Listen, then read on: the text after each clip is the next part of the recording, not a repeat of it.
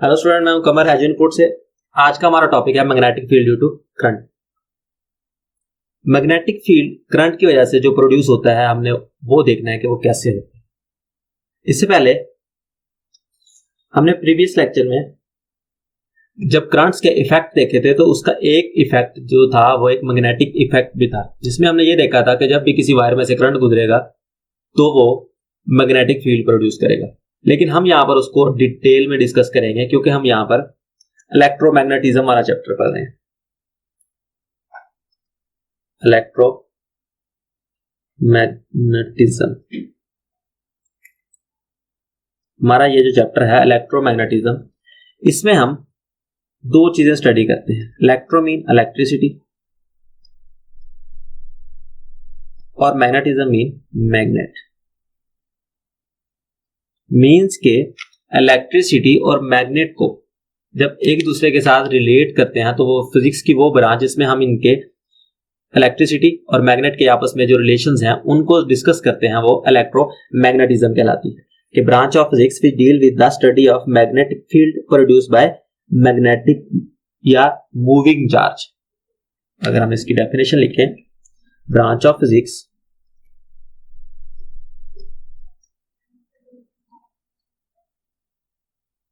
which deals with study of magnetic field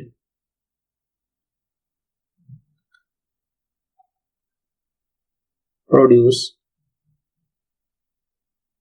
due to moving charge। और हमारे पास moving charge तो current होता है। मीन्स के करंट के पास होने से जो मैग्नेटिक फील्ड प्रोड्यूस होता है उसकी जो स्टडी होगी वो हमारे पास इलेक्ट्रोमैग्नेटिज्म कहलाती है। साइंटिस्ट ने जब एक्सपेरिमेंट्स किए करंट पे, तो उन्होंने ये देखा कि जब जिस वायर में से करंट पास हो रहा है तो उसमें थोड़ा सा मैग्नेटिक फील्ड भी प्रोड्यूस होता है। मैग्नेटिक फील्ड को हम थोड़ा सा देखें तो हर जो ऑब्जेक्ट है उसका एक फील्ड होता है। इस जैसे कि हमारी अर्थ है, इसका भी एक मैग्नेटिक फील्ड होता है। इसके भी दो पोल होते हैं, नॉर्थ और साउथ, और जो मैग्नेटिक फील्ड है वो हमेशा नॉर्थ से साउथ की तरफ मूव करता है। इसकी जो लाइंस होती हैं वो नॉर्थ से साउथ की तरफ आती हैं। जैसे कि हमने इलेक्ट्रिक फील्ड में देखा था कि जो इलेक्ट्रिक फील्ड लाइन है वो पॉजिटिव से नेगेटिव की तरफ जाती है। तो जो मैग्नेटिक फील्ड होगा, इसमें जो मैग्नेटिक फील्ड लाइंस होंगी वो नॉर्थ से साउथ की तरफ जाएंगी।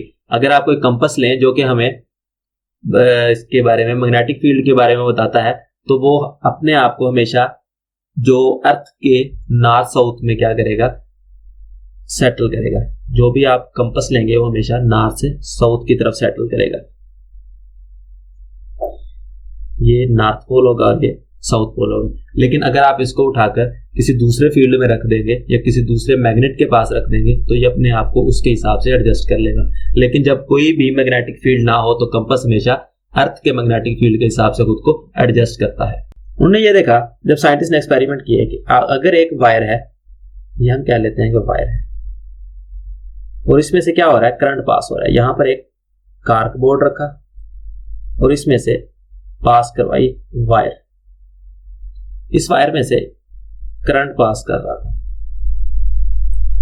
पॉजिटिव से नेगेटिव। यहां पर उन्होंने एक कंपास रखा। जैसे ही इसमें से करंट पास हुआ, कंपास ने जो पहले जो वो अर्थ के मैग्नेटिक फील्ड के हिसाब से सेटल था, उसकी जो डायरेक्शन है वो थोड़ी सी चेंज हो गई। तो इसका मतलब है कि जब भी किसी चीज में से करंट पास हो रहा हो तो उसमें थोड़ा सा मैग्नेटिक फील्ड प्रोड्यूस होता है। अब उन्होंने ये देखा कि ये सिर्फ एक खास पॉइंट पर होता है या सारे पॉइंट्स पर होता है, तो उन्होंने इन सब पॉइंट्स पर क्या किया, कंपास रख दिए। तो हर कंपास की जो नीडल है उसने थोड़ी सी डिफ्लेक्शन दी। इसका मतलब ये हुआ कि जब वायर में से करंट पास करता है तो उसके चारों तरफ राउंड जो है वो मैग्नेटिक फील्ड प्रोड्यूस होता है। ये जो मैग्नेटिक फील्ड है, जब जब आप करंट की जो मैग्नीट्यूड है उसको बढ़ाते जाएंगे, मैग्नेटिक फील्ड को हम बी से शो करते हैं, तो ये डायरेक्टली प्रोपोर्शनल होगा करंट के। बी यहां पर मैग्नेटिक फील्ड है।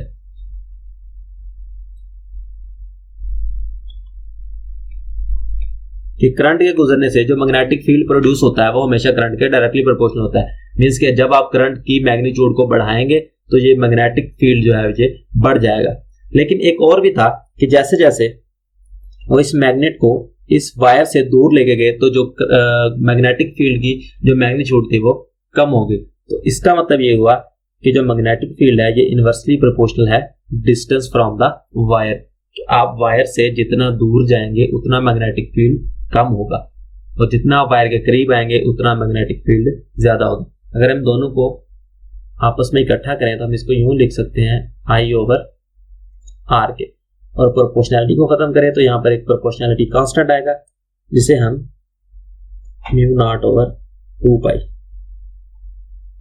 I/R। ये हमारे पास प्रोपोर्शनैलिटी कांस्टेंट है जिसे कि हम परमीएबिलिटी कहते हैं। परमीएबिलिटी क्या है? इलेक्ट्रिक फील्ड के जब हमने इलेक्ट्रिसिटी के बारे में पढ़ा था और हम कॉलम लॉ पढ़ रहे थे तो वहां पर हमने एक कांस्टेंट यूज किया था कि जो कि परमिटिविटी पर डिपेंड कर रहा था। परमिटिविटी क्या आती है कि जो इलेक्ट्रिक फील्ड है उसको किसी भी इलेक्ट्रिक जो होता है सब्सटेंस जिसमें से करंट पास करता है वो किसी भी करंट को कितना रोकता है वो क्या थी? परमिटिविटी, या यूं कह लें कि कितना अलाउ करता है करंट को अपने अंदर से पास करने के लिए, तो वो उस ऑब्जेक्ट की या उस मेटल की परमिटिविटी कहलाती थी। परमेबिलिटी ये है कि कोई भी ऑब्जेक्ट कितना परमिट करता है किसी भी मैग्नेटिक फील्ड को पास करने में, तो वो उसकी परमेबिलिटी कहलाती है। ये परमिटिविटी होती है इलेक्ट्रिक फील्ड के लिए और परमेबिलिटी है मैग्नेटिक फील्ड के लिए। इसकी अगर हम डेफिनेशन लिखें तो यूं लिखेंगे the ability of space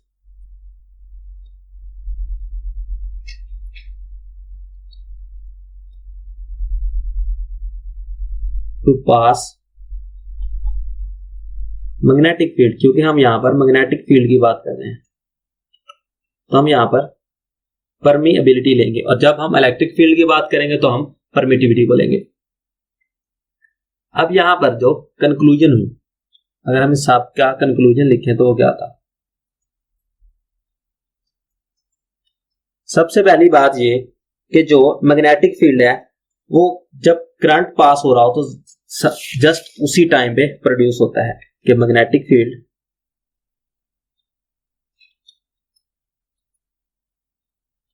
set up around a current carrying wire, current carrying wire, कि जब वायर में से करंट पास हो रहा होगा तो वहां पर क्या होगा? मैग्नेटिक फील्ड प्रोड्यूस होगा। दूसरा ये था कि जो आपके पास आएंगी मैग्नेटिक फील्ड की लाइन वो सर्कुलर होंगी, कि जो मैग्नेटिक फील्ड प्रोड्यूस होगा वो सर्कुलर होगा। वो जो करंट कैरिंग वायर है, अगर ये आपकी वायर है तो इसके चारों तरफ होगा ऐसे। तीसरे नंबर पे ये था कि जो आपका मैग्नेटिक फील्ड है, मैग्नेटिक फील्ड वो डिपेंड कर रहा है, डिपेंड अपॉन करंट, कि वायर में से जितना करंट ज्यादा पास करेगा उतना मैग्नेटिक फील्ड ज्यादा पास होगा, जितना ज्यादा प्रोड्यूस होगा, और जितना करंट कम पास करेगा उतना मैग्नेटिक फील्ड कम प्रोड्यूस होगा। तीसरा ये था कि मैग्नेटिक फील्ड तब तक प्रोड्यूस होगा, मैग्नेटिक फील्ड लास्ट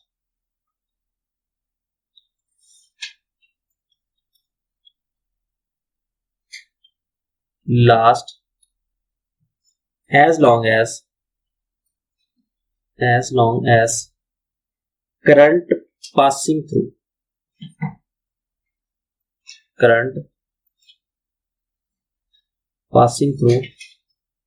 wire,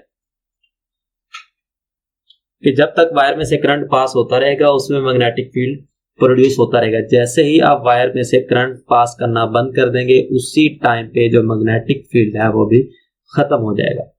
तो ये 3-4 बातें थी जो कि हमें इस सारे जो अभी हमने देखा उस सब से हमने कंक्लूड की कि सबसे पहले मैग्नेटिक फील्ड जो करंट कैरिंग वायर है उसमें उसके जो अराउंड है उसके इर्द गिर्द है वो प्रोड्यूस होता है। दूसरे नंबर पे ये सर्कुलर होता है। तीसरे नंबर पे डिपेंड करता है करंट पे, और चौथे नंबर पे कि जब तक करंट रहेगा तब तक मैग्नेटिक फील्ड रहेगा, जैसे ही करंट खत्म होगा ये मैग्नेटिक फील्ड भी खत्म हो जाएगा। अब बात यह थी कि अगर एक वायर में से करंट पास कर रहा है और उसके इर्द गिर्द मैग्नेटिक फील्ड भी प्रोड्यूस हो रहा है, तो हम उसकी जो डायरेक्शन है वो कैसे फाइंड कर सकते हैं? तो वो हम फाइंड करते थे राइट हैंड रूल से। राइट हैंड रूल से, राइट हैंड रूल हमें यह कहता है कि अगर आप राइट हैंड का थंब इस तरह से लें कि वो आपके करंट की डायरेक्शन को शो करे और आप फिंगर कर्ल करें, तो जो फिंगर की कर्लिंग है ये आपको मैग्नेटिक फील्ड की डायरेक्शन दे देंगे। मींस कि अगर आपका करंट ऊपर जा रहा है और आपका जो थंब है इसको शो करे, तो जब आप फिंगर कर्ल करेंगे तो आपको मैग्नेटिक फील्ड की जो है वो डायरेक्शन मिल जाएगी। इसी तरह अगर आपका जो करंट है वो रिवर्स हो जाए, रिवर्स डायरेक्शन में आ जाए, तो आपका जो मैग्नेटिक फील्ड है वो भी रिवर्स हो जाएगा। इसको हम थंब रूल भी कहते हैं।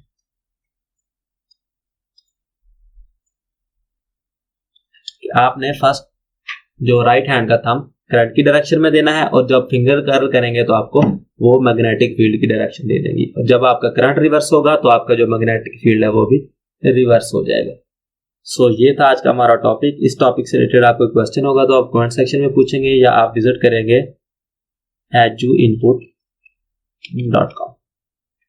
मिलते हैं नेक्स्ट लेक्चर में नए टॉपिक के साथ।